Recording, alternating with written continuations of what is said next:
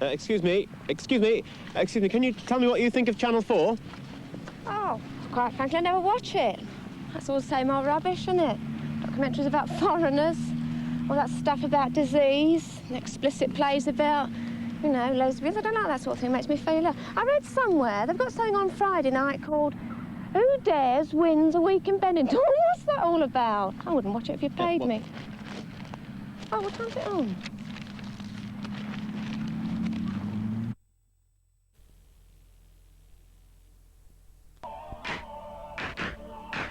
On tonight's show, this man says he's experienced no side effects from working at Windscale. Sir Geoffrey Howe explains how a dead sheep can make it big in politics. And we ask, is this audience the best argument for the pill?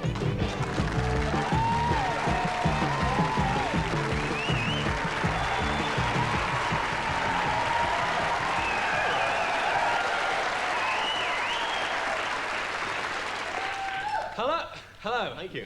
And welcome to Who Dares Wins a Week in Benidorm. Yeah, we're sorry about the title. It's not our favourite. We were going to call it something that Channel 4 didn't allow, which was The Reverend Ian Paisley Sings Country.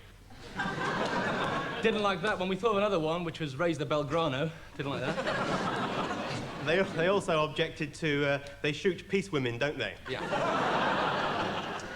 Anyway, as we said, we're a completely live show, and we've been on the air now about 30 seconds. Yeah. And we've had about 5 letters of complaint. Yeah. I've got one here, in fact. Reads, Dear Who Dares Wins Week in Benidorm, I'm watching your show for nearly 30 seconds now, and I really must complain about some of the absolutely tasteless and puerile references in your opening sequence. If this continues, I shall turn over. Yours sincerely, Jeremy Isaacs, Controller of Channel 4.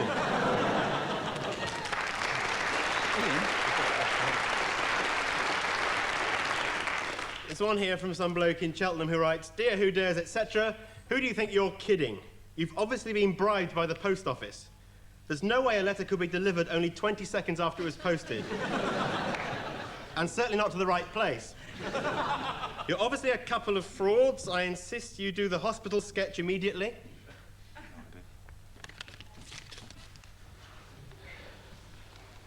I'm sorry, Mrs. Williams, but the time has come when we must take a final decision. Oh, but he's still alive, isn't he, Doctor? Technically, yes, but the condition we look for in these cases is known as brain death. That is to say, the brain has simply ceased to operate. Are you ready?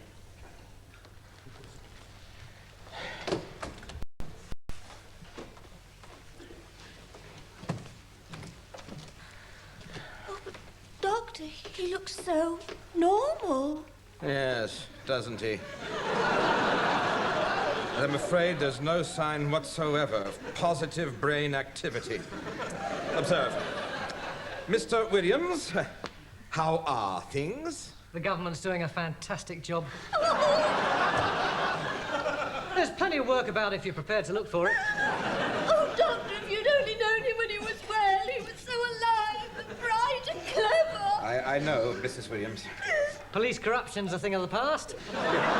You see, if there were just a flicker of intelligent life, we could... Noel Edmonds is a fantastic entertainer. Yes, I do understand, Doctor. This is the age of the train. Oh, shut up, Mr. Oh, this is no longer my husband, Doctor. This is just a shell. Andrew Lloyd Webber's a beautiful composer. An empty shell. I'm sorry, Mrs. Williams, but this suffering can't continue. Oh, is he suffering, Doctor? No, but we are. I'm really looking forward to Christmas. Oh, shut up. Shut up. South Africa's back on the road to democracy. Our National Health Service is the envy of the world. Princess Anne's just a bit unphotogenic. The nice thing about Benidorm is it's so unspoiled. It's really quite a simple procedure. Oh, no! Channel 4's been a great success. Do it, Doctor. Do it now. Cecil Parkinson's just one of the lads. Could you assist?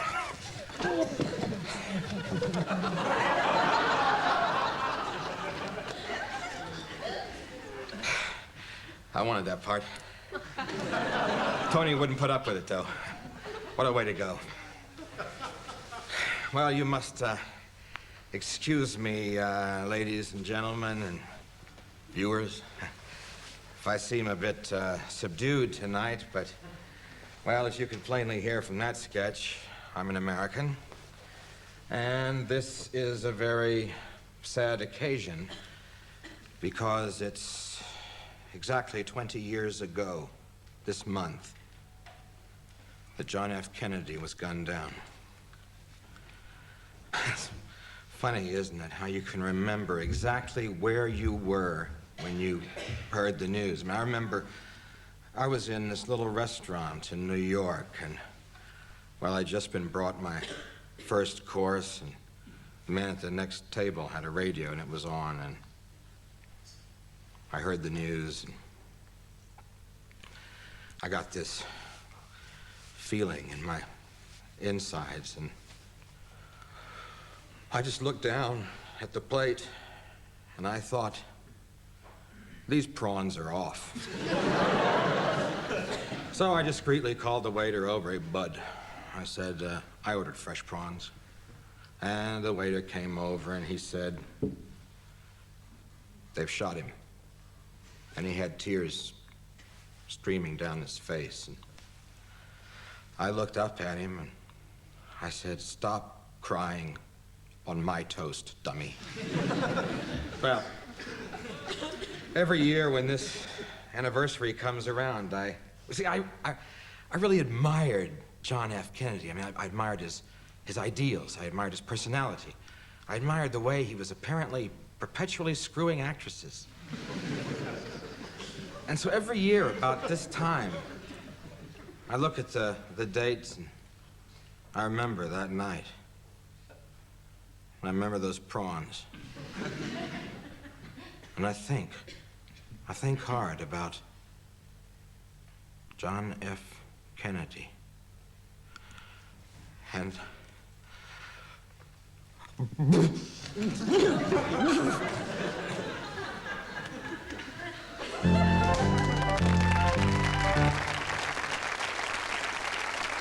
So fresh and clean. But your wash could be whiter, couldn't it? Sorry? With new improved Surge, clothes come out ultra-white. Are yours ultra-white? Well, I suppose not. Exactly. In fact, from here, they look pretty grubby. I wouldn't say that. No wonder your little boy gets called Scruff Bag at school. And why do you think your husband missed out on that promotion? Oh, I don't know. It was those grey cuffs, wasn't it? If you'd been using Surge, he'd have got that job. How can you? So he wouldn't have attempted that overdose. Don't. And he'd still be in love with you, instead of knocking off the barmaid at the Dog and Duck. What? I bet she uses Surge. Oh, God. She's probably doing his shirts for him right now. Oh, don't stop it! I can't take any more. Oh, Jeremy! Yes, new improved Surge. For proper mums and wives.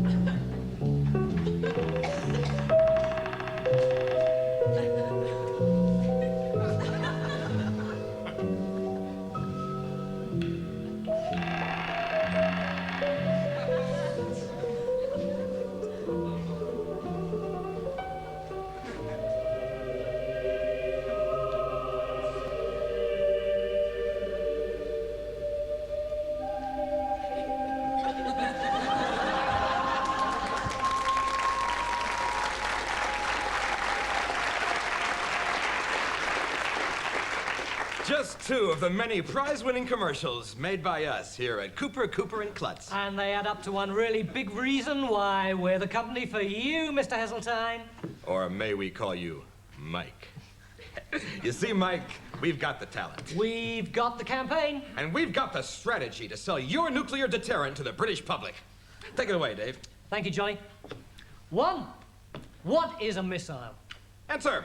A missile is a negative concept. We know because we've done the research. In this very room, we have a sample cross-section of the British public.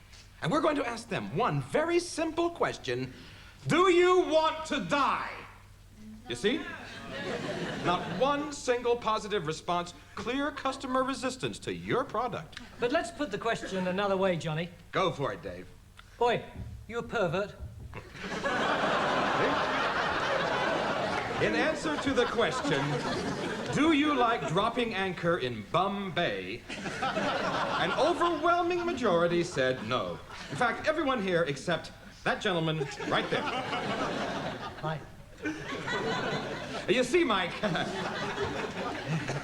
you've tried the peace through strength angle. You've tried the Red Menace angle. But we've got the winner. The if you don't like missiles... You're a poof. Angle. See, CND means Campaign for Nancy's and Dykes. Not bad, eh, Mike? But wait a minute, Mike. Some of your missiles are called Cruise. Cruise? No, that's what they do in New York gay bars. Actually, he's right. But we got our creative staff right onto it, and they came up with the name, the Hunky Bird.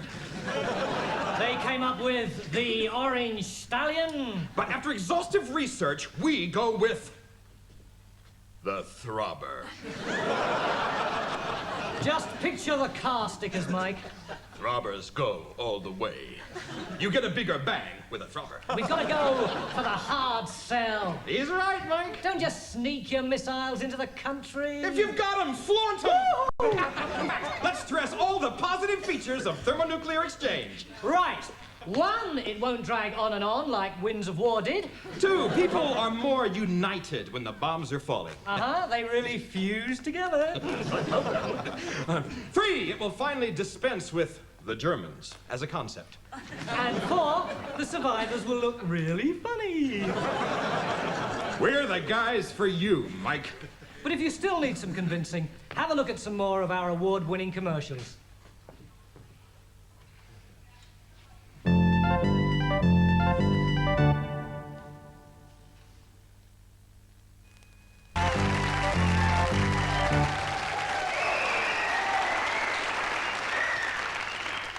Hello, welcome back.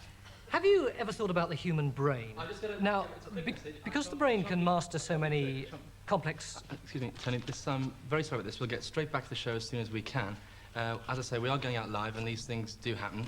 It shouldn't take a tick. Is there anybody here who owns a red Volvo saloon?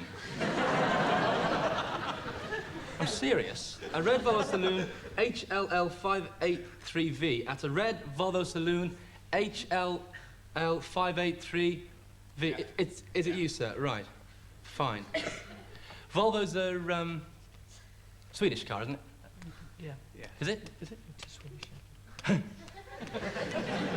British car not good enough for you, was it? Mini Metro not up to your high standards, yeah?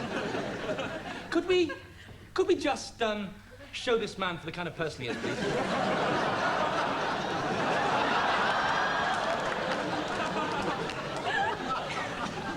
The red Volvo saloon, huh? It's only the tip of the iceberg, isn't it, Boris? Hey? Hey? Hey? Yes. You won't be satisfied, will you? I'm sorry, Tony. You won't be satisfied until this country's economy is on its knees, will you, hey? Oh, hey. There was a lovely nuclear power no thanks sticker on the rear window. Nice try, Ivan. Hey?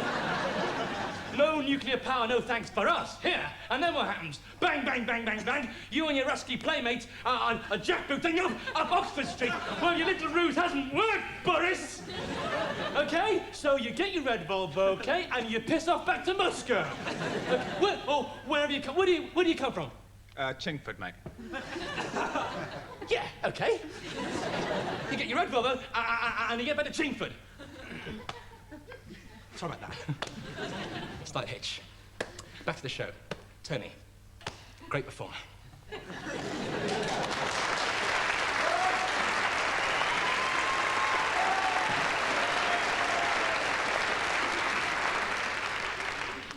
Now, because the human brain can master so many complex functions, it is perhaps all too easy for us to forget that each human action or function requires a series of millions of electrical nerve impulses, millions of chemical reactions, and millions of precise mechanical coordinations.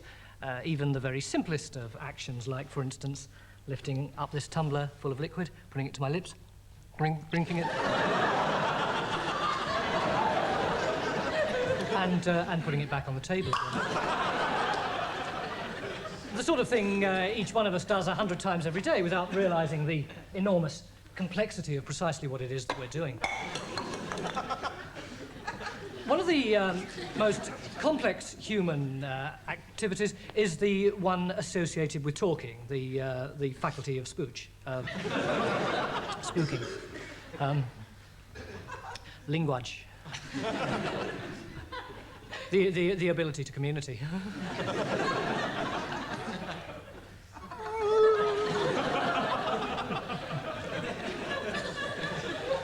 Even the very simplest of human actions, even the very simplest of human actions, like standing up, requires a series of highly correlated links between mind, body, and... At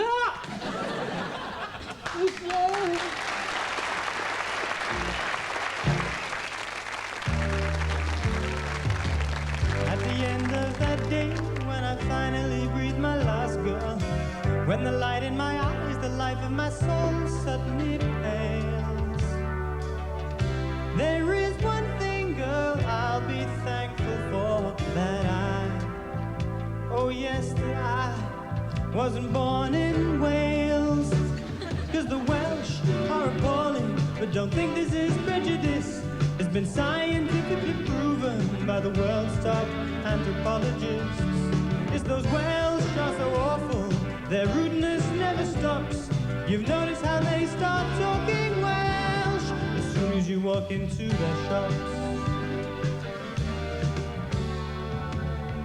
Girl, we've had bad times, times when we wanted to cry. But the worst time, remember, girl, the worst time we ever spent was those 2 weeks we spent away camping in a field near a coal mine in Gwent. Yes, the Welsh are appalling.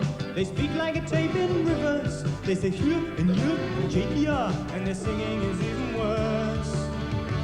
They sing hymns when they're happy. They sing hymns when they're feeling blue.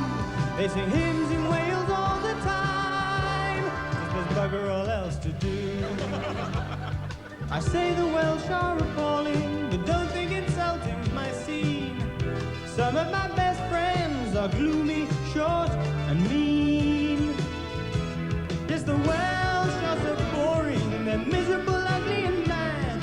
The Welsh are appalling, but compared to the Scots, they're not bad.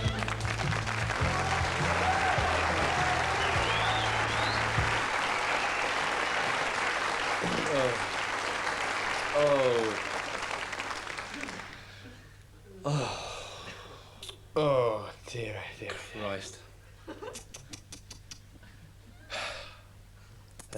Excuse me.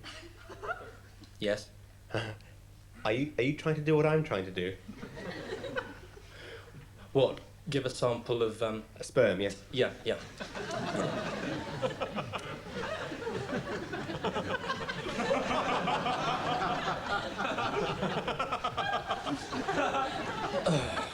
Any luck? No. Me neither. Why are you here, then? Well, we're having a few problems. Oh. Yes. Having children, yes. Oh, I see. The wife? Yes. What's up? She lives in Canada. Oh, I see you're sending it over to her. Yeah. Oh, that's great. It's a new company called Sperm. Really? That's... No problems with customs? No. No, you're allowed 20 centilitres or a bottle of spirits. So she's getting a bottle of scotch then? Yes, at this rate, yes, she is, yes.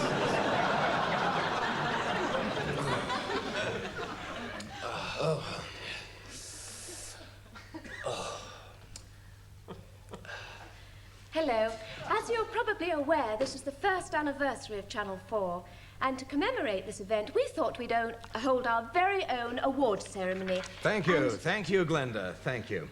You know, as your very special guest, I feel very proud and privileged to have been invited over here to take part in these auspicious proceedings. The award for... No, I must add a note here of personal thanks. I'm sure you folks will forgive me. I'm sure Glenda will. But I just want to say, well, in all seriousness, ladies and gentlemen, Channel 4 has meant a very great deal to me personally over the last 12 minutes. And I just, well, I don't have the words. I'll hand it over to Glenda. Go ahead, Glenda. It's Brenda, actually. What? Brenda, my name's Brenda. Brenda? Brenda. Brenda? Brenda. Brenda?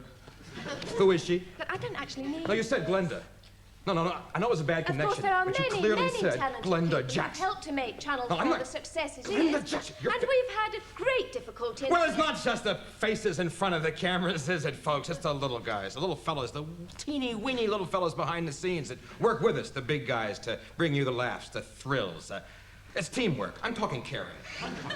Who's that? Who's the fat yank? I've never seen him before. Looks like the fat guy in Bonanza. Boss. No. He's dead, isn't he? Come with your photo somewhere. Yeah. Cheap shop. Welcome, comrade. Thank you, comrade. Welcome, comrade. Thank you, comrade. Welcome. All right. Not for the formalities. Now then, Comrade. yeah. As you know, we in the militant tendency are ever eager to swell our ranks. True. Very true. Be careful in choosing possible new recruits. Yeah, I understand. Great. Now, as far as I can see, your curriculum vitae is impeccable. Thank you. Got it here. Yep. Impeccable.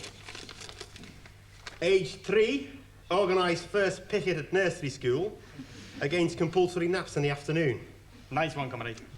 Went to London Central Polytechnic in October '78. Organised sitting on first day demanding creche facilities for single students with no children.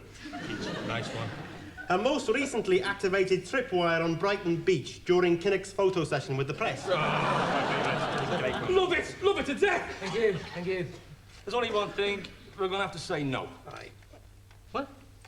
Comrade, we've thought about it long and hard. Long. And very, very hard. And long. And very, very hard. And long. But there's only one thing, you see. At the end of the day, you're politically unsound. Politically unsound? I don't understand. You don't talk with a funny Liverpool accent. What? Everybody in a tendency talks with a ridiculous Scouse accent, don't we, lads? Oh, Do you know what I mean? Now, if we took you on, we'd be setting a dangerous proceedings. What do I mean? I mean, imagine, you're talking to a member of the press, right? And he actually understands what you can say. Could be very embarrassing. Could be the end of the movement. Are you serious? If you sounded less like the Queen Mother and more like yours, we'd let you in. But we can't take the risk. I'm sorry. You formalistic Pabloites. Did you understand that? No, What a word. Well done, comrade. You're in. Oh, thank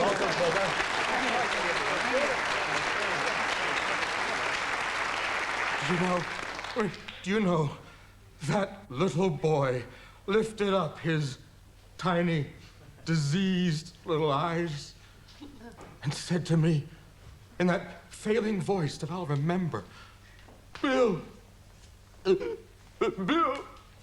Channel 4 will live on after me, won't it? And I said, rest easy, little Timmy. Channel 4 is here to stay. Shut up. This can be cut out, can it? I mean, you can fix this in editing, right? I mean, live. Live? I don't work live. Now? The The award for the best film report goes to Damien Davidson. This is war-torn San Cristobal, a country that is being rent asunder. Even as I speak, government forces are attacking the rebels in the surrounding area. And just over here, a few minutes ago, I saw an entire artillery unit blown to smithereens by a direct hit from a mortar.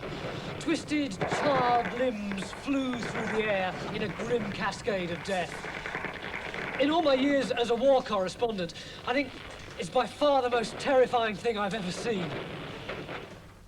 But how does the president, Humberto Riaz, react to allegations that the war is a direct result of his strict regime? You must remember, here in San Cristobal, we have many difficulties.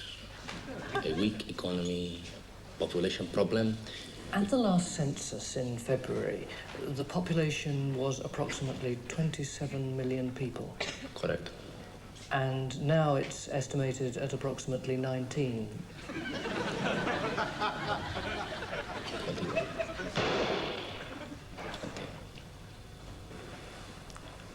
Right. How do you account for the apparent absence of such a large proportion of your subjects? Well, Damien, personally, I put it down to the holiday season.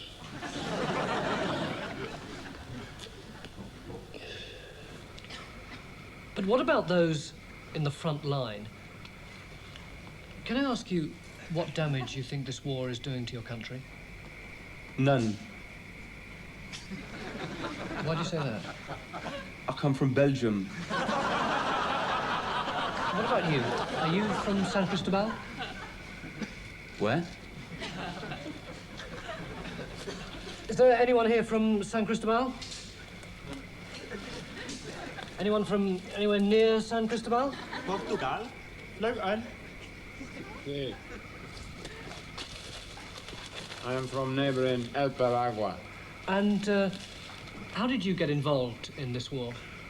I don't know. I just came across to complain about the noise. It's terrible. Slamming the tank doors day and night. They don't care. And the big explosions all day and all night. The only person from San Cristobal we could find was this man. He complained bitterly about being abducted from his village. I tell you, I'm really fed up. I've been abducted 23 times now. 12 times by the government forces, 9 times by the rebels, and twice by the Moonies. The wife's taken umbrage. She says I deliberately keep getting abducted just to avoid all the little jobs that need doing around the house. I am really pissed off. Do you want to meet my sister? Kicking over milk brothers, don't talk to me about the landmine. It's a profoundly complex struggle, and no one's really sure who's funding the government forces. But despite constant denials, suspicions remain that these troops are in fact sponsored by the United States.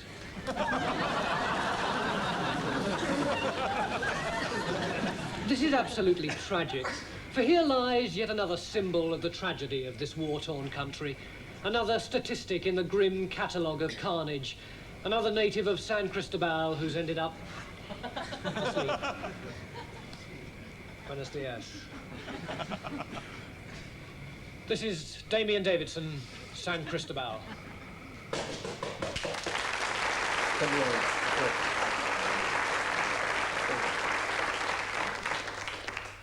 Oh, come on. Come on. Oh, it's useless. Do you think it would be easier if we helped each other?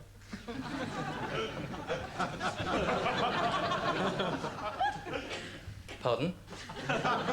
Oh, sorry, I meant, sort of turn each other on, talk dirty to each other, If you like, yes. Okay, you start. What? Oh, right, fine. Come on, give it to me, Mr. Badger.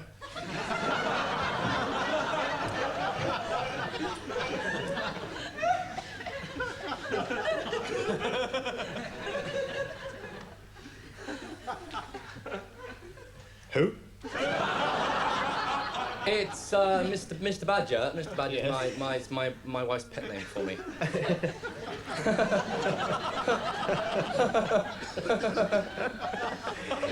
Is it really? Yes. Yes. Can we try something less specific? Yes, of course, yes.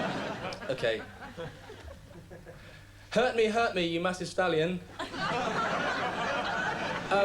Come on, oh Viking warrior. Be my love machine. Hang on. Where's the feeling? Where's the passion? I've got to think you mean it, for God's sake. No, I'm sorry. It sounds so flat. It sounds as if you're reading it. No, it's a very hollow experience for me. I mean, I hardly know you, do I? I mean, I don't even know what you look like. Oh, I've got a photo here, actually. Well, that might help. Shall I slip it under the partition? I'll just bring it... Oh, it's a lovely, lovely photo. Thanks, yeah, it's a good one, yeah. Is that Brighton? Yeah. Good Lord. Know it well. Yeah. Do you live in Brighton? We've got a little house just outside. Hove? No, a house. We've sold our home. Oh, right. Who's this young girl next to you? Oh, that's Karen, my daughter. She's 12 now. She's lovely, isn't she? Yeah, she's great. Give her a couple of years and she'll be a real crack. In fact, sorry, I mean, very, very well developed now, isn't she? Back, I'll just hang on for it for a while. I'll just hang on. Hang on. Oh, God, I'm awfully sorry. What? Oh, God, that's unforgivable. I've completely ruined it. What have you done? I've dropped it down the toilet. Really? Sorry. No, it's pointless. We're going to have to tell them we can't do it. Yes, have to face that lady doctor. Bossy old cow. Yeah. She'll be livid. Yeah. Very sarcastic. Yeah, she'll probably shout at us. Yeah, stamp her feet a lot. Yeah. You know, I think I'm going to be able to give a sample after all. Yeah, me too.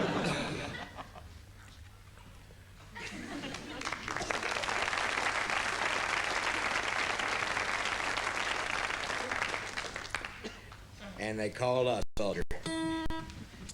Well, this here's a little song I wrote a couple of years ago, and I was in Huntsville. Now, you people here in England probably don't know, but Huntsville is the state prison in Texas. I was there for a little, and never mind about that, but I wrote this song and I called it Jailbreak, because it expresses my desires and my longings to be free, me and the other guys who were incarcerated in there.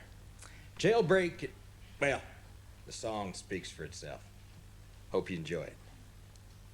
Jailbreak.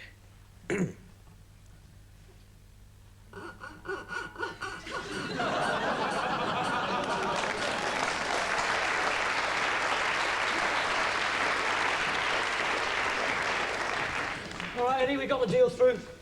We forget about the 5 coppers you maimed during the course of your arrest. You get immunity from prosecution, round-the-clock protection, false name and documents, all right? Yeah. And a villa in the Bahamas, all right? Fine. And in return, you give us some names, Eddie. Fine. You do know some names, don't you, Eddie? Of course, yeah. Right. Well, let's have them then. Right. Plastic surgery. Yeah, it's all fixed up. We've got an appointment tomorrow, all right? Great. Come on, give us the names. Right. This villa in the Bahamas, nice area, is it? Oh, yeah, we send all our super grasses there. So sort of posh neighbourhood, is it? Yeah. Well, it's a bit gossipy, you know. Yeah, I suppose. Yeah. All right, come on. Give us the names. Simon Le Bon. I'll get that down, Sergeant. What is he, Eddie? Jellyman, wheels? Singer. He's who I want to look like after I've had me plastic surgery. All right, yeah, make a note of that. Sorry. Le Bon. Yeah, I've got that. Well, I don't know where to start, really. Yeah, it must be difficult for you. Yeah, there's so many, you know. Yeah. Dewhurst. Dewhurst. Yeah. First name? I don't know. Or nicknames, then? The Butcher. Sounds nasty. What's he done? High streets, mainly. Now we're getting somewhere. Excuse me, sir. Quiet, Sergeant. Who else, Eddie? Freeman. Hardy. And Willis. Sir. These aren't crooks, sir. They're shops. These aren't crooks, Eddie, they're shops. Are they? You got to appreciate what I've done for you, son. I put my neck on the line for you. Wasn't easy to get immunity for a multiple axe murderer, mate. All right. Robo-chef. Robo-chef, make it. No, wait a minute. Sergeant, wait a minute. This is it, Eddie. You're not going to get a robo-chef until you give us some names. Real names of real people. Real criminal people, Eddie. All right. Right, start again. Go. Wilkins, Raymond. Yeah, go on. Francis, Mariner. Keep talking. Little Sammy Lee, Phil Neal. Eddie. That's the England football team, Eddie. So? I said I wanted criminals. Did you see the game against Denmark? Give him the radio, sir. What about John Gregory?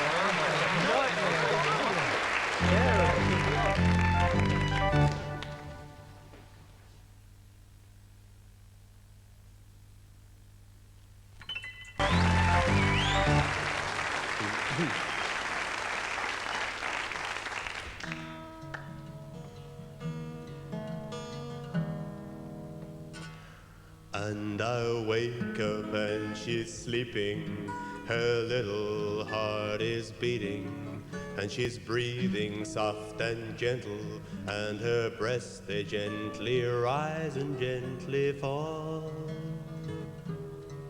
And I think about the night before when we made love upon the floor. It's been 10 years since we were wed, but still it's paradise in bed, 'cause I love her.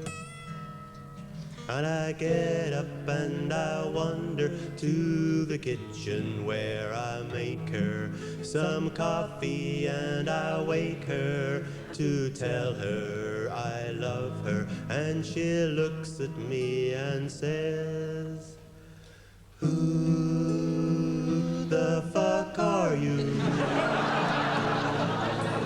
Who the fuck are you?"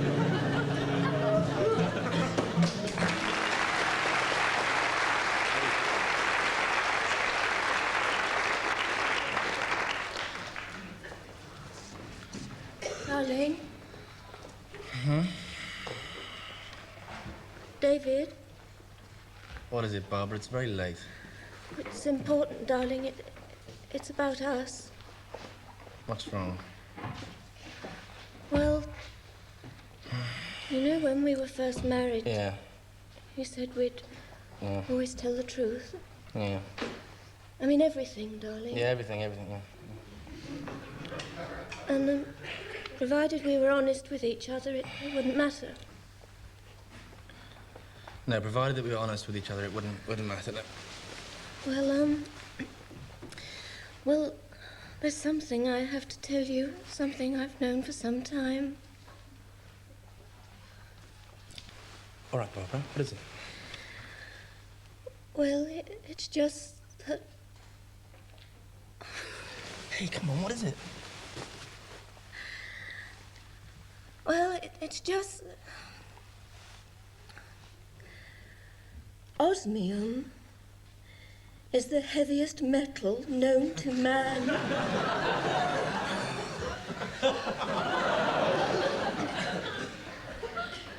I see. You did say everything, Yes, darling. yeah, it's fine, yeah, everything, fine. Phew. How long have you known this? 2 weeks.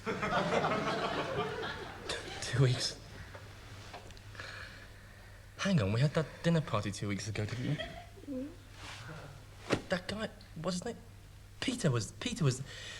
God, Peter the science teacher. Oh, don't be silly, darling. You're jumping to conclusions. He told you that, didn't he? Well, as a matter of fact, yes, he did. But, Barbara, I always thought it was iridium. Oh, it's much heavier than iridium. I'm sure it is. Old, heavy, aggressive, butch osmium.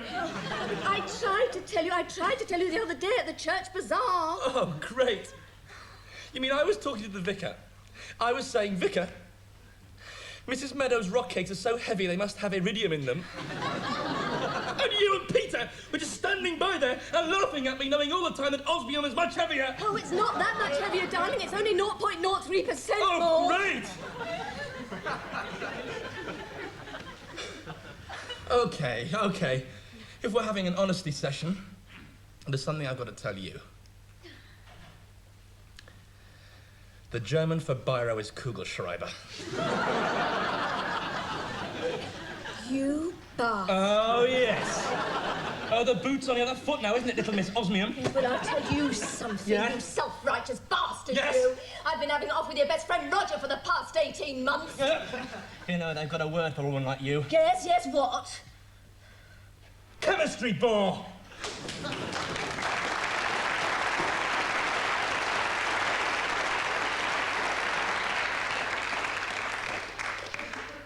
Ladies and gentlemen, one of the most successful British actors ever to have hit the Hollywood movie big time must surely be Roger James Bond Moore. And tonight, here on Who Dares Wins a Week in Benidorm, an exclusive interview with Mr. Roger Moore had been planned, but unfortunately he declined at the last minute. He's working on some crappy film. At least that's what his agent said, though. If you ask me, he's probably thought, you know, why should I get on a plane and fly all the way from Los Angeles to London to do a 3-minute spot on some poxy Channel 4 show, which no one's going to watch anyway.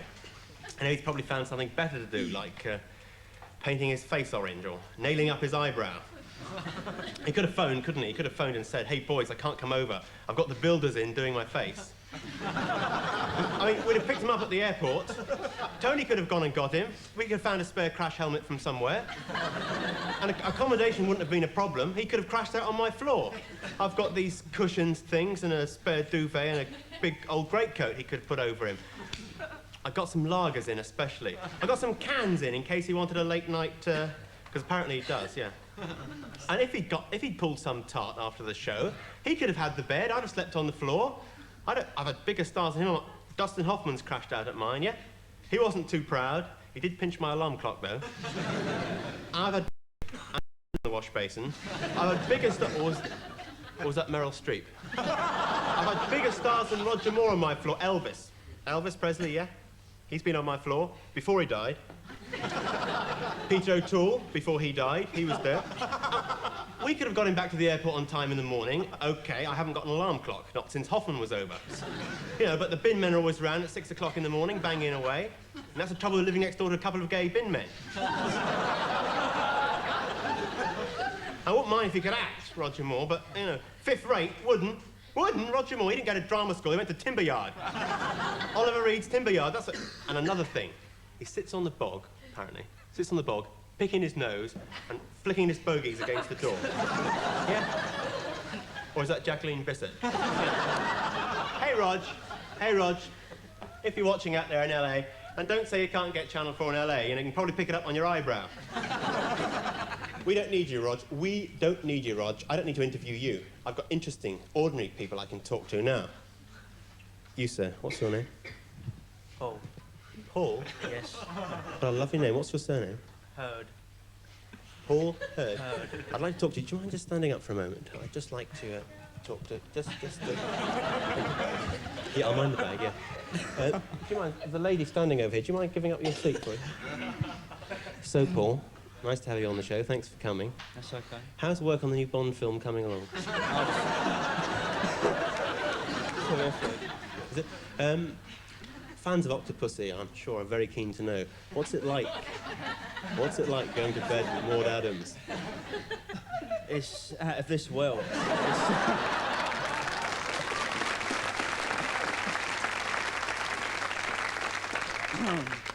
That's not what she said. That's what we both said. Well, I have to interrupt you there, Paul, because you're being much funnier than I am. So, ladies and gentlemen, a big round, please, for Paul Heard.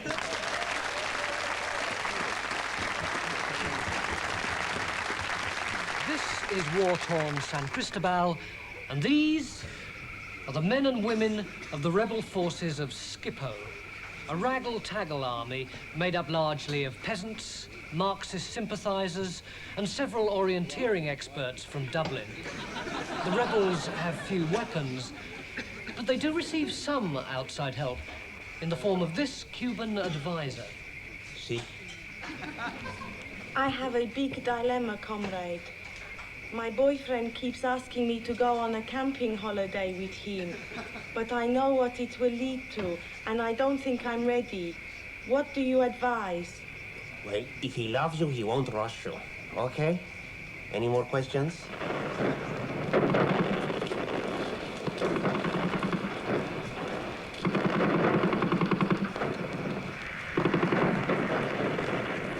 This is absolutely fantastic.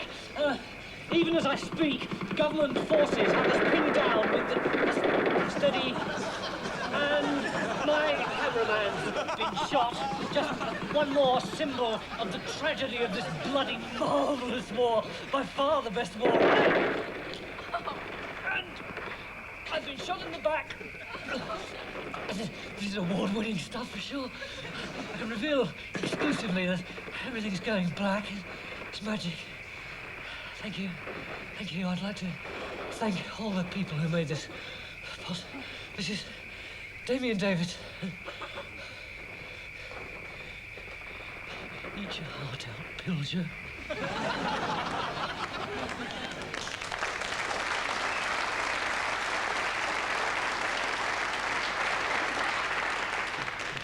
Ladies and gentlemen, I think it's worth mentioning at this point that the next sketch, which was specially written for the show, is the funniest, most original sketch ever written. And we've had built, specially for it, a wonderful set. It cost £18,000, a third of our budget, in fact. But unfortunately, somebody left the only copy of it on a number 29 bus going to Wood Green. And so we can't do it. However, as we're lumbered with this very expensive set, we thought we'd put another sketch onto it and hope you enjoy it.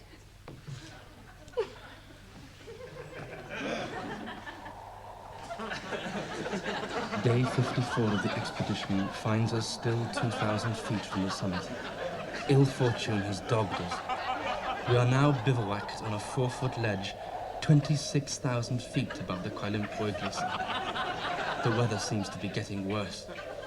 And as I write, the sun rises on yet another bleak Himalayan day. This is it, isn't it? Look at this godforsaken place. Everywhere you look, nothing but rocks, snow, inhospitable, freezing, bloody wilderness. Oh, control yourself. I'm sorry. You know, this is why I became a mountaineer, you know? To get away from my boring old job in my boring old office in Whitehall. You're mad. Don't you see there's nothing else we can do now but die?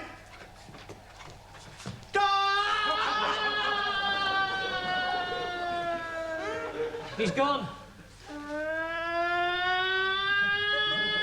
He's coming back.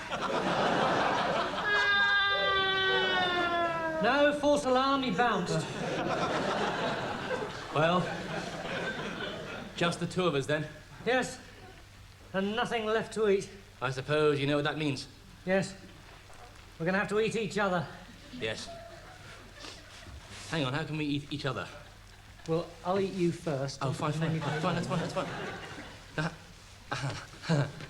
Hang on, why are you going to eat me first? It's Wednesday. So? I'm Jewish. I'm sorry. Wasn't thinking. Right, okay, fine. Bon appetit! Thank you very much. Yeah. Hey, hang on, you can't eat me raw. What? Well, you've got to cook me, and you can't. Well, how do you cook a human? Well, I don't know. Neither do I. But it's one of the interesting questions I'd like to put to our next guest, Vincent Coiffier.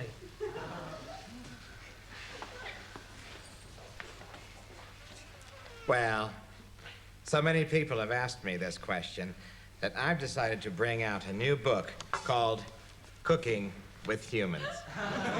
In fact, mountaineers are particularly versatile. You see, because of the frostbite, you can just snap their toesies off and stick it in your gin while you're cooking. And here's a little tip. If you're like me, and I'm sure you are, you always have friends dropping in unexpectedly. When you have nothing in the larder, well, you can just eat one of them. Happy munching.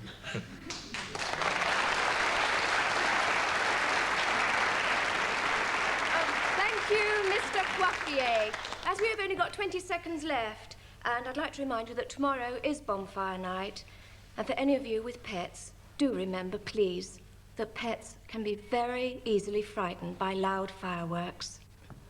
Another good way to frighten them, of course, is to chase them with a Hoover. Good night.